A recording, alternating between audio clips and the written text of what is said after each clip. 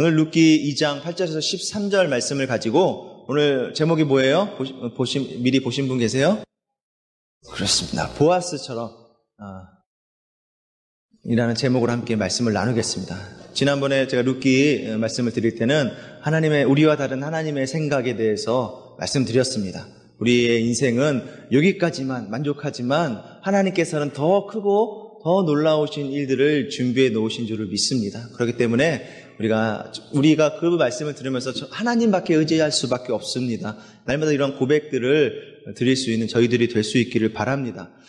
룻기 2장에 보면은요, 그 룻과 관련된 이 묘사 중에 은혜라는 단어가 2장에 보면은 3번 등장하고 있거든요.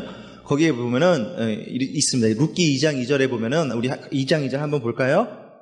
2장 2절, 룻기 2장 2절. 벌써 덥지 않으셨죠? 네. 2절 한번 읽겠습니다. 시작. 모압 여인 룻이 나오미에게 이르되 원하건대 내가 밭으로 가서 내가 누구에게 은혜를 입으면 그를 따라 이삭을 줍겠나이다. 네, 여기까지만. 은혜를 입으면 이렇게 말하고 있죠. 그 다음에 10절 말씀을 한번 보도록 하겠습니다. 10절 말씀 시작. 룻이 엎드려 얼굴을 땅에 대고 절하며 그에게 이르되 나는 이방 여인이거늘 당신이 어찌하여 내게 은혜를 베푸시며 나를 돌보시나이까 하니 내게 은혜를 베푸시며 이렇게 말하고 있습니다. 그러면 우리가 또 읽은 말씀 13절에 보면은 같이 한번 읽을까요? 13절 시작. 룻이 이르되 내 주여 내가 당신께 은혜 입기를 원하나이다. 여기까지만. 여기서 룻기 2장에 보면요, 룻과 관련된 이 묘사 중에 은혜라는 단어가 이렇게 3번 등장을 하게 됩니다. 근데 이 은혜라는 이 원어가 hen이라는 단어에서 시작이 되었습니다. hen. 그러면 hen은 어디에서 나오냐? 어디서 제일 먼저 등장하느냐? 찾아보면 창세기 6장에서 hen이라는 은혜라는 hen이 6장에 먼저 등장하고 있습니다. 6장 8절에 보면은요, 이런 말씀이 있습니다. 제가 읽어드릴게요. 6장 8절에 보면, 그러나 노아는 여호와께 은혜를 입었더라. 이렇게 말하고 있습니다. 노아는 여호와께 은혜를 입었더라. 여기서 나오는 은혜가 바로 hen입니다. 그래서, 은혜 어원은 hen인데, 8장 6절에 창세기에 보면은 6장 8절에 이러한 은혜가 제일 먼저 등장하는 것을 보고 있습니다. 이것을 보면서, 즉 은혜의 원형은 어디서부터 나옵니까? 노아는 여호와께 은혜를 입었더라. 이것을 보면은요, 은혜의 원형은 어디서부터 나옵니까? 하나님으로부터 나온다는 것을 볼 수가 있습니다. 놀랍지 않습니까? 여호와께 은혜를 입었더라. 은혜는 하나님께로부터 나온다는 것을 생각하시기 바랍니다. 노아는 하나님께 이 은혜를 받았습니다. 그런데 룻은 하나님으로부터 받은 하나님께로부터 은혜를 받은 것이 아니라 오늘 말씀해 보면 보아스를 비롯해서 하나같이 사람들에게 은혜를 받았죠. 그렇죠? 영어 성경에서는 은혜, 호의 이런 뜻을 뜻하는 그 영어 단어가 favor라고 이렇게 나와 있습니다. favor. 발음이 정확한지 모르겠네요. 네. 우리가 하나님 앞에서 누리는 이러한 모든 은혜는 근본적으로 하나님으로부터 받은 것입니다. 믿으십니까? 네. 우리의 은혜는 하나님으로부터 받은 거예요. 그런데 그 은혜는 주변 사람들로부터 호의와 배려를 통해서 전해진다는 그런 사실을 우리는 깨달아야 됩니다. 따라서 우리는 하나님의 은혜를 풍성히 받기를 사모하되 주변 사람들에게 호의와 배려를 베풀어 줌으로써 우리가 받은 은혜를 전달하는 그러한 사람이 되어야 할 줄을 믿습니다. 하나님의 은혜는 그렇게 퍼져나가는 것이에요. 룻기 2장을 통해서 우리가 한번 은혜에 대해서 한번 살펴볼 텐데요. 첫 번째로 룻이 누린 은혜는 근본적으로 하나님께로부터 받은 은혜라는 사실입니다. 오늘 말씀해 보면요, 룻이 가서 베는 자를 따라서 이삭을 줍는데 우연히 엘리멜렉의 친족 보아스에게 속한 밭에 이르렀더라. 마침 보아스가 베들레헴에서부터 와서 베는 자들에게 이르되 여호와께서 너희와 함께 하시기를 원하노라 하니 그들이 대답하되 여호와께서 당신에게 복 주시기를 원하나이다 하니라. 룻기 2장 3절에서 4절까지 말씀이 이렇게 나타나 있습니다. 이 말씀에서 룻이 하나님께 받았던 은혜가 뭐라고 말하고 있습니까? 우연히 엘리멜렉의 친족 보아스에게 이렇게 나와 있죠. 룻기 2장 3절 4절을 한번 살펴보시면 그리고 마침이라는 표현으로 정리가 되는 것을 볼 수가 있습니다. 우연히와 마침. 룻이 우연히 보아스에게 속한 밭에 가서 일하게 되었고 마침 그때 보아스가 밭에 와서 룻을 보게 된 것입니다. 그 우연히와 마침의 그 조합이 이루어져서 보아스의 배려와 호의를 받게 되는 은혜로 이어졌다는 사실이죠. 그러고 보면 우리의 삶에도 이 우연히와 마침이 조합을 이루어서 누리는 은혜가 얼마나 많은지 알 수가 없습니다. 제가 신학 다니면서 공부를 할 때에도 매 학기 이제 등록금을 어떻게 준비할까? 등록금을 내면서 첫 학기 막 오리엔테이션 하면서 시작했는데 다음 학기는 어떻게 준비할까? 이제 그 걱정부터 이렇게 막 생각하는 그런 고민의 날들이었죠. 학자금 대출도 받고 막 이런저런 모습으로 해서 공부를 시작을 했습니다. 그런데 어느 날 이제 처음에 제가 다녔던 모 교회 목사님이 어느 날 전화가 왔어요. 거기 이제 교회 기도원이 전라도 강진에 있습니다. 청자도요지인가요? 네. 거기에 근처에 이제 교회 이제 기도원이 있는데 거기에서 이제 기도 받으시러 온 한 분이 신학생에게 등록금을 드리고 싶다, 지원해주고 싶다 이렇게 이야기를 했습니다. 그래서 그 목사님이 저에게 전화를 하셨죠. 그래서 제가 등록금을 받게 되었습니다. 어려움 중에 있었지만 우연히를 통해서 어려움을 해결할 수가 있었던 것입니다. 그리고 나서 대학원을 다니게 되었죠. 그리고 진학할 때가 가까워오고 물질로 어려움을 겪고 있을 때, 제가 이제 백석을 다닐 때 배웠던 은사님께서 어느 날 연락이 오신 거예요. 교수님이. 그래서 교회를 소개해 줄 테니까 이메일로 당장 지금 바로 급히 빨리 메일을 빨리 보내봐라. 이렇게 전화가 온 거예요. 현재 지금 다니던 사역하고 있는 교회도 있는데 지금 빨리 이력서를 넣으라는 거예요. 그래서 이력서를 넣고 그래서 가서 면접도 보고 그리고 그곳에서 우연히 사역을 하게 되었습니다. 제가 여기 오기 전에 사역했던 곳입니다. 제가 대학원 다니는 3년 동안 그래서 전액 이제 신학생들에게는 전액 등록금이 수업료죠. 수업료가 이제 지원이 되기 때문에 제가 다니면서 수업료에 대한 걱정은 하지 않고 은혜로 다니게 되었습니다. 이렇게 몇 번에 걸친 우연히의 조합을 통해서 하나님의 은혜를 누리게 된 거죠. 그렇기 때문에 사실 우리가 하나님의 자녀인 우리가 예수 믿는 우리에게 우연이라는 것은 사실 없습니다. 내 무지함, 그리고 내가 엉뚱한 길로 헤매고 어려움을 겪지만 이런 여러 차례의 우연이가 조합을 이루어서 마침이라는 하나님의 은혜가 열매로 나타난 것인 줄을 믿습니다. 지금까지 우리들이 받고 누린 많은 복들을 생각하면 우리의 마음속에 저절로 감사가 나오게 되는 것이죠. 우리의 삶 속에서 하나님의 은혜는 이런 식으로 역사하고 있다는 것입니다. 지금 나오미와 룻이 지금쯤 출발해야 이삭을 주울 수 있는 추수기에 도착할 수 있어. 그렇게 해서 계산해서 모압을 그렇게 계산하고 떠나는 것이 아니었습니다. 마침 그때 우연히 출발한 것이죠. 모압에서 우연히 출발하니까 그렇게 출발하고 나서 보니까 마침 베들레헴이 추수기였고 또 이때 이삭을 마음껏 주울 수 있는 환경과 여건이 조성되어 있었던 것이죠. 믿으십니까? 무슨 말씀인지 이해가 되세요? 네. 이렇게 계산을 해서 지금이 이삭 죽기 시기니까 추수할 때니까 계산을 하고 떠난 것이 아니었습니다. 그냥 우연히 떠난 것입니다. 먹고 살기 위해서 우연히 떠났는데 마침 베들레헴에 추수기가 찾아왔고 이삭 줍는 그런 환경과 여건이 조성이 된 것이죠. 우리의 삶 속에도 이렇게 수많은 우연히들이 모여서 마침이라는 하나님의 은혜로 맺어진 것들이 얼마나 많은지 우리의 삶을 돌아보면서 점검해 볼 수 있는 시간을 가질 수 있기를 바랍니다. 오늘 나된 것은 다 하나님의 은혜로 된 것임을 고백할 수 있기를 바랍니다. 그렇기 때문에 우리가 오늘 말씀에서 이 은혜는 룻이 근본적으로 누린 은혜는 하나님께로부터 받은 것이다 라는 것을 우리는 이것을 깨달아야 됩니다.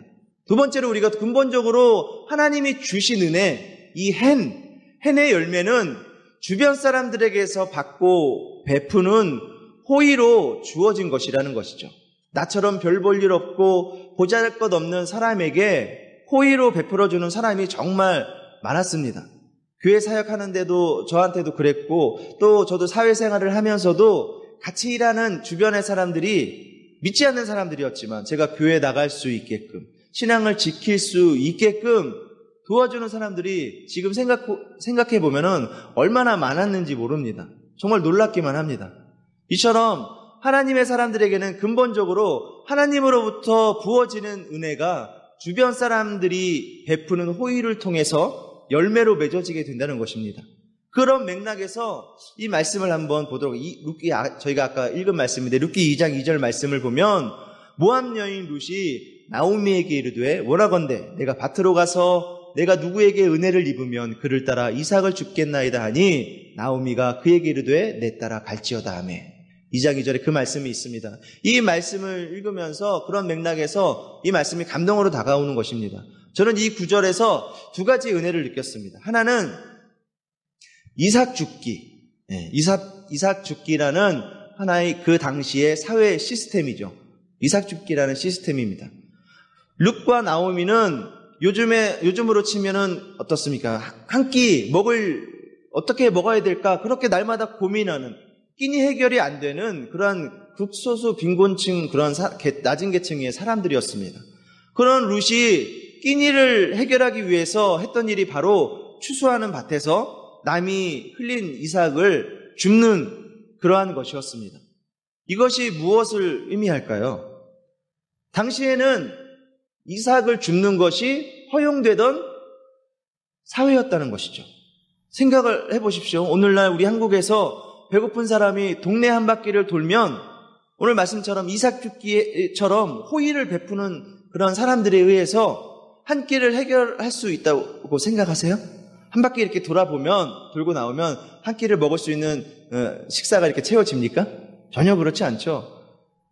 어떻게든 그 떨어진 쌀 한 톨이라도 더 주우려고, 더 내 것으로 가지려고 하는 그런 사회지, 남들에게, 끼니를 해결하지 못하는 사람들에게 나누어주는 그런 사회가 아니라는 것이죠.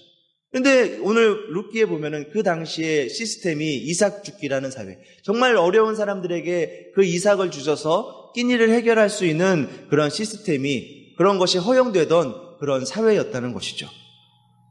이것을 보면서도, 그런데 당시 베들레헴에는 극빈자였던 룻이 제가 남의 밭에 가서 이삭을 좀 주워 와야겠어요, 이렇게 말하는 것이 용인되던 그런 사회였다는 것이죠. 정말 아름다운 사회라 생각이 들지 않으십니까? 성경을 보면은 이삭 줍기가 누가 만들었어요? 하나님이 만드신 시스템입니다. 그러한 제도입니다. 레위기에 보면은 이런 말씀이 있습니다. 너희가 너희의 땅에서 곡식을 거둘 때에 너는 밭 모퉁이까지 다 거두지 말고, 내 떨어진 이삭도 줍지 말고, 내 포도원의 열매를 따지 말고, 내 포도원에 떨어진 열매도 줍지 말고, 가난한 사람과 거류민을 위하여 버려두라, 이렇게 말씀하고 있습니다. 세상의 법에 의하면 다 내 거예요. 다 내 걸로 소유해야 돼요. 한 톨도 남기면 안 돼요. 그것을 누군가 다른 사람이 가져가서는 절대 안 되는 그런 사회죠. 그런데 하나님의 법칙은 그런 것이 아니었습니다. 하나님이 나의 하나님이 되시고 또 내 인생의 아버지가 되신다면 우리가 따라야 할 법칙은 세상 것과는 달라야 된다는 것입니다. 하나님은 가난한 자, 연약한 자, 소외된 자, 그리고 불쌍한 그런 거류민들을 위해서 내 것 좀 흘려라, 너희 것 좀 흘려라, 이렇게 말씀하시고 계십니다. 이것이 바로 하나님의 시스템입니다. 이런 비슷한 말씀이 신명기 24장에도 나옵니다. 표준 세번역으로 보게 되면은요, 이런 말씀입니다. 신명기 24장을 당신들이 밭에서 곡식을 거둘 때 곡식 한 묶음을 잊어버리고 왔거든 그것을 가지러 되돌아가지 마세요. 이렇게 이야기하고 있습니다. 그것은 외국 사람과 고아와 과부에게 돌아갈 몫입니다. 그래야만 주 당신들의 하나님이 당신들이 하는 모든 일에 복을 내려 주실 것입니다. 이렇게 말하고 있습니다. 그리고 그 이후에도 올리브 나무와 포도나무를 딸 때도 떨어뜨린 것 돌아보지 말고 다시 주스러 가지 말고 그냥 놔두라고 합니다. 그리고 그 마지막 절에 표준 세번역에 보면은 당신들은 이집트 땅에서 애굽에서 종살이 하던 때를 기억하십시오. 내가 당신들에게 이런 명령을 하는 까닭도 바로 여기에 있습니다. 이렇게 말씀하고 있습니다. 밭에서 곡식을 거두러 갔다가 우리가 한 묶음을 잊어버리고 왔다면 다시 가지러 말라고 이야기하고 있습니다. 왜? 고아와 과부와 거류민들을 위해서 그들이 돌아갈 몫이기 때문입니다. 올리브 나무도 포도나무도 마찬가지입니다. 그 당시에 소외된 사람들, 어려운 사람들, 한 끼 식사를 끼니를 때우기 어려운 사람들에게 돌아갈 것이라는 것이죠. 이렇게 해야 하는 이유가 무엇입니까? 마지막 절에 있었던 말씀처럼 너희들도 어려운 시절이 있었기 때문이라는 것이죠. 이집트에서 너희들이 종살이 하던 때를 기억하라는 것입니다. 애굽에서 이집트에서 노예로 어려운 생활을 할 때 누군가가 베푼 호의를 가지고 그것을 통해서 여기까지 온 것이니까 너희도 이제 네가 밥을 먹고 살만하게 되었으니까 이제 너도 주변 사람을 돌보아야 된다. 이런 뜻이 담겨 있는 것입니다. 우리가 터치주의를 이제 마지막 주의를 맞이하면서 우리가 하나님께 받은 사랑, 정말로 이거 다 내 거야. 하나님 사랑 다 내 거야. 하나라도 줄 수 없어. 흘린 것도 다시 줍고 떨어뜨린 것도 다시 돌아가서 주워오고 이것이 아니라는 것이죠. 너희들이 힘들었을 때, 너희들이 어려울 때 예수님께서 안아주셨던 것처럼 그 사랑, 어려울 때를 생각해봐라. 네가 어려울 때 예수님이 안아주었지 않느냐. 너도 그렇기 때문에 이제는 가서 어려운 사람들을 안아주고 좀 사랑도 흘려주고 다른 사람이 그것을 함께 나눌 수 있도록 흘려주라는 것입니다. 믿으십니까? 이것이 바로 하나님 나라의 시스템입니다. 만약 우리나라에 이런 제도가 적용이 된다면 정말 행복한 나라가 되지 않겠습니까? 어떤 교회에는 이런 게 있습니다. 예배 드리러 올 때 좀 경제적으로 여유 있는 사람이, 여유 있는 가정이 쌀 한 포대를 가져다가 이제 지정된 장소에 이렇게 놓아두면 예배 후에 돌아가는 길에 쌀이 필요한 사람들이 누구든지 그것을 가져갈 수 있게끔 그렇게 해놓은 교회도 있다고 합니다. 얼마나 아름다운 모습입니까? 누구라도 여유가 있으면 이삭을 떨어뜨려 놓고 가고 누구라도 그것이 필요하면 가지고 갈 수 있는 하나님 나라의 그러한 시스템. 하나님 우리에게 복원해 주시기 원하시는 것이 바로 이것이라는 것입니다. 믿으십니까? 또 이 말씀을 우리가 룻기 2장 2절을 읽으면서 이삭 죽기 외에 또 하나 감동된 것은 하나님이 원하셨던 이 이삭 죽기를 보아스처럼 실제로 실천하는 사람들이 그 당시에 있었다는 것이죠. 룻기는 배경이 어디예요? 계속 제가 룻기 말씀드리고 있죠. 사사시대죠. 사사시대는 하나님 없이 자기 소견대로 그렇게 옳은 대로 행하던 그런 시기였습니다. 그렇기 때문에 몰인정하고 무자비하고 자기 욕망과 욕심에 따랐던 그러한 시대입니다. 그런데 그런 사회 속에서도 보아스와 주변 사람들처럼 하나님 나라의 제도인, 하나님 나라 시스템인 이삭 죽기를 실천하는 사람들이 있었다는 것이죠. 이삭 죽기를 실천하는 것보다 더 많이 실천하는 그러한 사람들이 있었다는 것입니다. 저는 이것을 보면서 우리 사랑하는 성도님들이 하나님께서 말씀하신 것보다 더 많은 사랑을 나눠주고 더 많은 사랑을 베풀 수 있는 그런 성도님들이 될 수 있기를 바랍니다. 게다가 보아스는 하나님이 명령하셨던 것보다 더 많이 실천했어요. 우리 역시 기도하는 일을 기쁘게 행하고 말씀만을 산부할 뿐만 아니라 우리가 보아스처럼 하나님 나라의 제도인 이삭 죽기를 실천할 수 있는 그런 사람들이 될 수 있기를 바랍니다. 사사기와 룻기는 한 묶음이에요. 그러나 자세히 보면은 차이점이 있습니다. 묘한 차이점이 있는데 사사기에는 보면은 삼손이나 뛰어난 영웅들이 사사들이 등장해서 하나님의 놀라운 일들을 나타내죠. 적을 무찔러 주시고 하나님이 아니면 도저히 행할 수 없는 일들을 사사기에서 이렇게 이루시는 것들을 새벽 예배를 통해서 많이 이렇게 들으셨을 것입니다. 하나님의 놀라운 이적과 기적들이 나타납니다. 그런데 룻기에는 그런 영웅들이 등장하지가 않아요. 평범한 소시민들만 등장해요. 또 룻기에서는 이적이나 기적이나 표적이나 이런 것들이 등장하지 않고 사람들이 십시일반 그것을 모아서 이삭 죽기를 할 수 있도록 서로를 배려하고 격려하는 장면들이 나온다는 것이죠. 그렇다면 오늘날 우리 시대에, 우리가 사는 이 시대에 하나님의 일하심은 어떻게 나타날까요? 룻기처럼 영웅이 나타나서 이 패역한 세대에 하면서 표적을 나타내고 물을 피로 나누고 메뚜기를 보내고 이렇게 해서 하나님의 놀라운 일들을 일으키는 그러한 영웅들이 나타나는 시대입니까? 아니면 우리와 같은 평범한 사람들을 통해서 일하시는 그러한 시대입니까? 어떠한 시대라고 생각을 하십니까? 우리는 오늘날 하나님이 일하시는 방법은 우리와 같은 평범한 사람들, 룻기에 나오는 그러한 소시민들을, 그러한 사람들이 십시일반에서 모아서 어려운 사람들을 도와주는 것처럼 하나님을 믿는 사람들이 이렇게 평범한 사람들을 통해서 하나님께서 일하시는 시대라는 것이죠.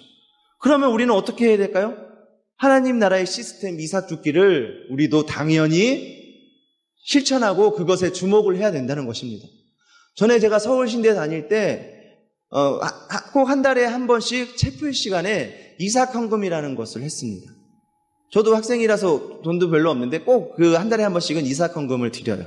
어려운 학생들을 도운 것입니다. 그걸 가지고 등록금도 내주고 또 식사를 또 점심을 굶는 친구들에게 식권도 이렇게 갖다 주는 그런 일들을 한 거죠.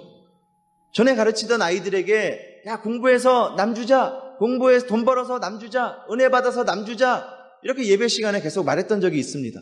세상은 공부해서 남 주냐? 다 네 거 아니냐? 이렇게 이야기하고 있습니다. 그러나 하나님 나라의 시스템은 공부해서 남 주는 것입니다. 돈 벌어서 남 위해서 쓰는 것입니다. 세상은 내가 잘 살기 위해서 돈을 벌지만 하나님 나라에서는 다른 사람들을 돕기 위해서 돈을 버는 것입니다.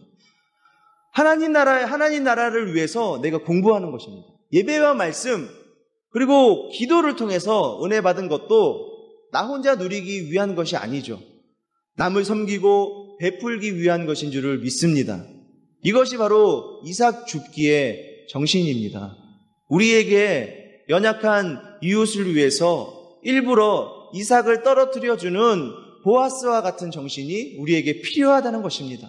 나는 항상 갈급해, 나는 항상 모자라, 부족해, 더 가져야 돼, 이것이 아니라 이제는 하나님 말씀, 오늘 말씀 가운데 보아스가 하나님의 말씀을 실천했던 것처럼 이렇게 우리도 좀 흘려줄 수 있는, 받은 은혜를 나눠줄 수 있는, 내가 가진 것을 좀 나눠줄 수 있는 그러한 삶이 우리의 삶 가운데 나타나야 된다는 것입니다. 그런 것들을 통해서 룻기 시대가 하나님의 은혜 가운데 보내졌던 것처럼 오늘날 우리 하나님이 우리들을 통해서 그러한 모습들을 통해서 하나님의 일들을 세워가시는 것을 믿습니다.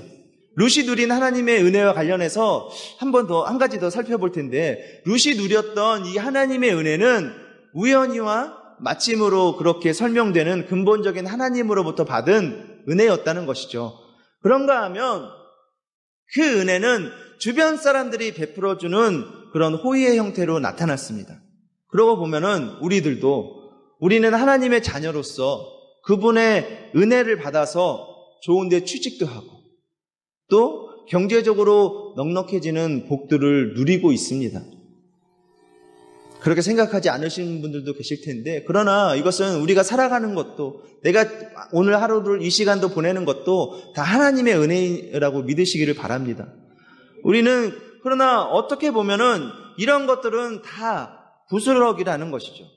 내가 진짜 하나님의 은혜인 그러한 혜를 누린다면 그 열매는 만남의 축복으로 연결되어야 한다는 것이죠. 우리가 추구해야 할 은혜가 바로 이 만남의 축복이 되어야 하는 줄을 믿습니다. 우리가 만나야 돼요. 만나서 은혜를 나눠야 돼요. 그래야지 우리 하늘목교회가 풍성해지지 않겠습니까? 룻은 우연히와 마침으로 조합되는 이런 하나님의 은혜를 받았습니다. 보아스를 비롯한 이웃들의 따뜻한 호의로 그 은혜를 룻이 누릴 수가 있었습니다. 그러나 결정적으로 룻은 운명의 상대인 보아스를 만났어요. 만남으로 그녀의 인생이 완전히 역전되는 그런 은혜를 누렸던 것이죠. 그렇기 때문에 우리도 만남의 축복이 있어야 됩니다. 그녀가 보아스를 만났기 때문에 다윗과 더 나아가서 예수 그리스도의 계보를 잇는 영광을 누릴 수 있었던 것입니다. 우리들도 그 만남의 축복을 구하고 기도하는 우리들이 될 수 있기를 간절히 바랍니다. 어느 심리학자가 이런 연구를 했습니다. 어린 시절에 겪은 불행이 인생에 어떤 영향을 끼치는가. 그래서 어렵고 열악한 환경에 자란 아이들 210명을 대상으로 장기간 연구를 했습니다. 그런데 참으로 가슴 아픈 결과가 나왔죠. 예상했던 대로 그런 환경에서 자란 아이들, 배려를 받지 못하고 사랑을 받지 못한 아이들이 대부분의 상당수가 학습장애, 사회부정음, 그 다음에 어려운 삶을 살아가는 그런 모습으로 이렇게 바뀌었더라는 것입니다. 그런데 놀랍게도 그 중에 210명의 친구들 중에서 72명의 아이들은 절망에 빠지지 않고 꿈을 품고 잘 자라났다고 이렇게 합니다. 오히려 배려받고 사랑받고 넉넉하게 자란 아이들을 그보다 더 뛰어넘는 아름다운 삶을 살아가고 있더랍니다. 그래서 그 원인을 살펴보니까 어떤 일이 있었는지 심층 인터뷰를 했죠. 그들에게 공통점을 발견했습니다. 그 공통점이 어떤 것이었냐면 자신의 입장을 이해해주고 그리고 자신의 입장을 받아주었던 사람이 인생에 걸쳐서 최소한 한 명은 있었다는 것입니다.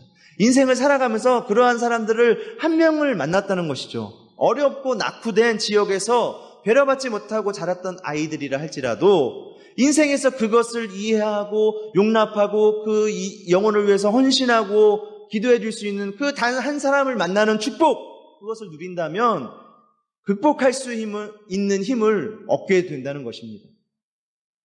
그런데 우리도 어떻습니까? 사람인지라 연약한지라 서로 얼굴을 붉힐 때가 있습니다. 마음이 맞지 않을 때도 있어요. 그래서 상처받고 교회를 떠날 수도 있습니다. 나는 하나님 나라를 분열하는 사람입니까? 아니면 내가 바로 하나님 나라를 세워가는 사람입니까? 이것을 우리는 생각해 볼 수 있기를 바랍니다. 오히려 오늘 등장하는 보아스처럼 오히려 내가 만남의 축복을 제공하는 인물이 되게 해달라고 우리가 모두 기도해야 됩니다.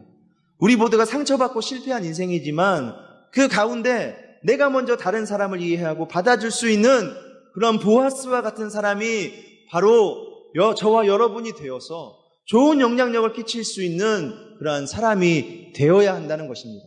그렇기 때문에 우리는 이것을 놓고 기도해야 돼요.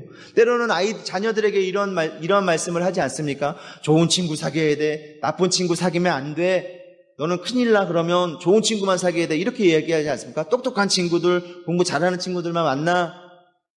이렇게 얘기를 합니다. 그러나 그것만으로는 안 돼요.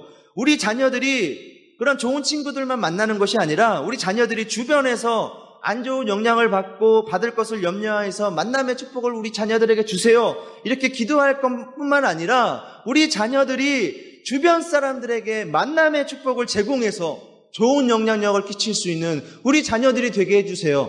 이렇게 기도해야 된다는 것이죠. 그래서 자녀들이 주변 친구들에게 좋은 영향력을 끼쳐서 보아스와 같은 인물이 되도록 해주세요. 그렇게 우리는 기도해야 된다는 것입니다. 바로 그런 모습이 저와 여러분이 되어야 될 줄을 믿습니다. 전에 다니던 교회 선생님 중에 정말 학생들을 위해서 헌신적으로 기도하고 좀 부서를 위해서 열심히 봉사하는 선생님이 계셨습니다. 제가 오기 전에도 열심히 했고 그리고 지금도 열심히 하고 또 많은 부서에서 선생님 우리 부서로 왔으면 좋겠다 그렇게 탐낼 정도로 헌신하는 선생님이었습니다. 그런데 그 선생님도 전에 교통사고로 전신마비가 된 적이 있었어요. 그때 병상에 누워서 하나님 앞에 기도한 것입니다. 하나님, 제가 이 두 다리로 걸어서 병원을 나갈 수 있다면 제가 다음 세대를 위해서 정말 열심히 제 삶을 헌신하면서 하나님께 드리겠습니다. 그렇게 하나님 앞에 기도를 드렸고 하나님은 그 기도를 들어주셨습니다. 그래서 교회 학교를 열심히 봉사하고 아이들을 섬겼고 그리고 그 가운데 그런 자기의 처지와 같은 그런 상황을 만난 친구들에게 얼마나 공감이 되겠습니까? 자신과 같은 삶을 같이 나눠주고 내가 겪었던 삶도 고민해주고 들어주고 그렇게 자신의 삶도 간증을 해주고 남다른 마음으로 그 친구를 위해서 그 영혼을 위해서 금식하고 기도하고 끊임없이 아이들을 위해서 축복하고 격려하는 그런 격려해서 그 아이들을 말씀으로 서게 하는 그런 모습을 보았습니다. 얼마나 귀한지 모릅니다. 이것이 바로 사랑의 선순환이라는 것이죠. 사랑하는 우리 모두도, 사랑하는 우리 모든 성도님들도 이렇게 사랑을 흘려보낼 수 있는 선순환자들이 다 될 수 있기를 주님의 이름으로 축원합니다. 이삭 죽기를 실천했던 보아스의 정신을 가지고 이 땅을 살아가기를 간절히 바랍니다. 내가 받은 은혜가 나만의 은혜가 아니라 이제 또 다른 은혜의 혜택으로 주변 사람들에게 전해지는 것이 바로 신앙이에요. 보아스가 루색이 이해가 안 될 정도로 호의를 베풀었던 것도 그가 받았던 하나님의 사랑에 대한 표현이었던 것입니다. 모든 길이 로마로 통한다면 모든 신앙은 주님의 사랑으로부터 통한다는 것이죠. 우리들도 그 사랑을 고백할 수 있기를 바랍니다. 하나님, 저는 여전히 부족하고 문제가 많습니다. 그러나 부인할 수 없는 한 가지는 제가 주님을 사랑한다는 것입니다. 저는 정말 주님을 사랑합니다. 그리고 더 사랑할 수 있기를 원합니다. 이 사랑의 고백을 주님께 올려드릴 수 있는 저와 여러분이 되기를 소원합니다. 사랑하는 우리 모두는 오늘 말씀을 통해서 우리 보아스처럼 가장 낮은 마음으로 이삭 죽기를 실천해서 정말 힘들고 어려운 사람들에게 삶의 소망이 될 수 있는 그러한 사랑의 선순환자들이 될 수 있기를 주님의 이름으로 간절히 축원합니다. 그리고 또한 만남의 축복을 통해서 이제는 내가 다른 이들에게 복을 주고 예수 그리스도의 사랑을 전해줄 수 있는 그러한 은혜가 우리의 삶 가운데 있어지기를 주의 이름으로 간절히 축원합니다. 기도하겠습니다. 사랑해 주님 감사합니다.